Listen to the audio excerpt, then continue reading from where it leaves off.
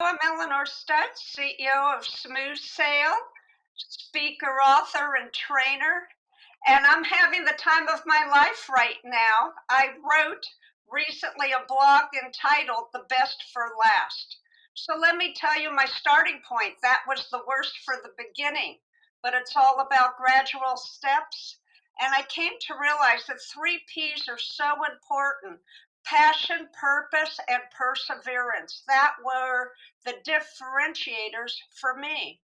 You see, I began in sales as a pioneer saleswoman. It was unheard of, and I was not wanted, as you can imagine. Sometimes our best gifts are in the worst experiences. That's what I came to realize later on. I was provided zero training because I was expected to fail. That was the best news I could ever have received. Instead of getting a script like everyone else, I went out. I was in the days of cold calling territory, so when I was invited in, I'd be friendly with everybody I met, the guards with guns, the secretaries, the people walking me down the hall. And by the time I got into the office, I'd ask people, what caught your attention to invite me in? So I'd know what to continue doing. And then because I didn't know how to sell or anything about the giant printer I was supposed to sell, I asked how they chose their career so perhaps I could get into a better position, and asked how they chose vendors, what would make the decision, what was the final clincher for choosing a vendor. They were so shocked by my questions. I had individualized training. By the 4th month, I became the top producer, not knowing anything about how to sell or what I was supposed to sell. And boy, was I an embarrassment to the men. And then the games got really, really ugly, including a lingerie fashion show on behalf of my big numbers at a motel. You can imagine how I felt about that. So hang on to that thought. The games got worse and worse. Anyways, I was almost always a top producer. And at the end of the year, my reward for bringing in Fortune 500 to 100 companies was to have my accounts given to the man, and my quota tripled for the following year. So year after year, I had to interview, and I became an expert on how to sell yourself on interviews. So that's another thing to keep in mind. Anyways, after 11 years of this nonsense, the same happened in every company, pretty much. I would decide to take a day off, which I never did. I was at a red light, and somebody, unaware of it, was talking to her child in the back seat and slammed full force into me. And I told the doctor I could feel my brain swaying around in my head. Of course, he didn't believe me either. And I was in pain for 10 years. And then I say, fortunately, I was a passenger in a car in a very mild accident. The car skidded into a lamppost. And I said, you better call an ambulance. And that's when my life changed for the better. I apparently had an irreparable broken neck. I had the most amazing experience on the stretcher waiting to be admitted. 2 visions came to me. The first, to be a speaker, and I said, yes, that's what I always wanted to do.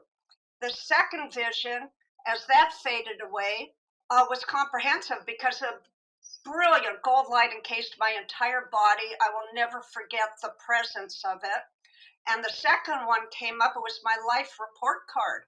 On the left-hand side, I was proud. I had very high life marks. But on the right-hand side, it was a complete embarrassment. It was entitled Community Service. In the moment, I said, yes, I will begin giving back to communities. But as a salesperson and a negotiator, I said, but only if I'm able to walk out of this hospital on my own. And I saw a blink of a light. To me, it was indication I'd be well. And then the gold light slowly dissipated. Miracles happened that night. And I'm not one that would have ever said that before this event. The next morning, I was heavily medicated, and the surgeon met me and said, Mrs. Stutz, when you wake up, most likely you will be paralyzed. Most likely told me he didn't expect me to survive. And I shot back 1 minute before he was to cut me open. Doctor, when I wake up, I fully expect to be well.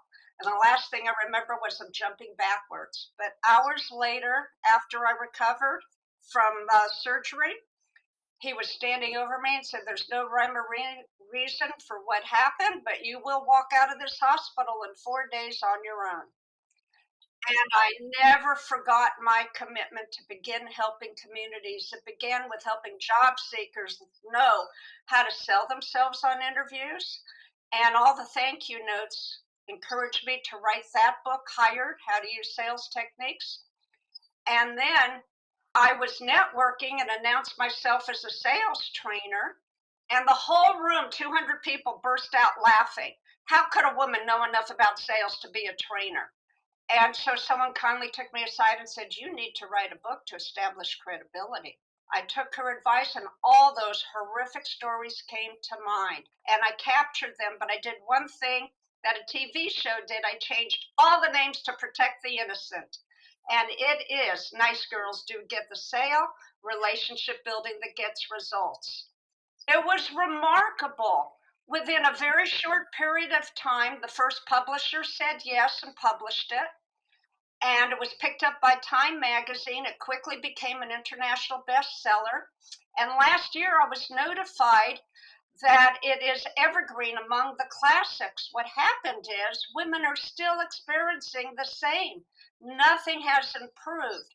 So in addition to that scenario, I met a surprising gentleman on Twitter who was putting out the nicest tweets. I thought, something's wrong with this man. He's not like anybody I know. So, almost no one. So I asked to connect, and it turns out Greg Jenkins is the head of the committees for Inclusion Allies Coalition. And I quickly agreed to be on the social media committee, hoping to make a difference for diversity, equity, and inclusion. And I asked leaders from a variety of fields to contribute their stories to help readers advance their careers in the Smooth Sale blog. And over time, the distribution has increased tremendously, and many of them linked to major corporations today. So my message again, the 3 P's: passion, purpose, and perseverance. Never give up. You can achieve whatever it is you want. You just have to believe in yourself, find the right people to connect with, and the collaborative effort is what makes all the difference. Absolutely, Elinor. Thank you so much. That story delivered with passion and definitely perseverance. I think we'll take that away. That will be a good takeaway from this podcast. What I have you telling the story, I kind of have lived some of that with you.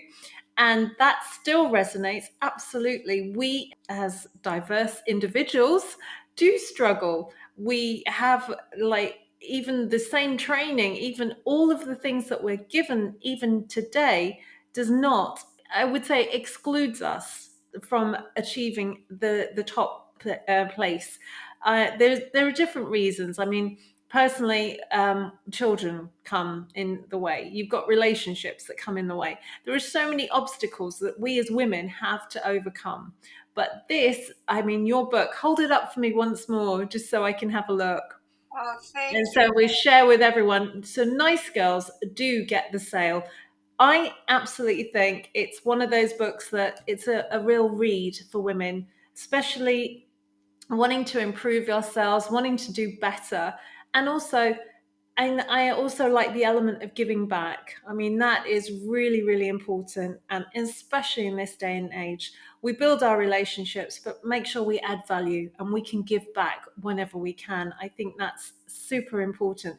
Elinor, thank you for being with the Panther today and talking to us. we, we will definitely have you on the show again because there's so much more within what we're discussing, and we will share. And thank you for being part of our Women's Day month. Appreciate all your help and Well, take thank you, care. Krista, for having me. It's been an honor. You're Appreciate welcome.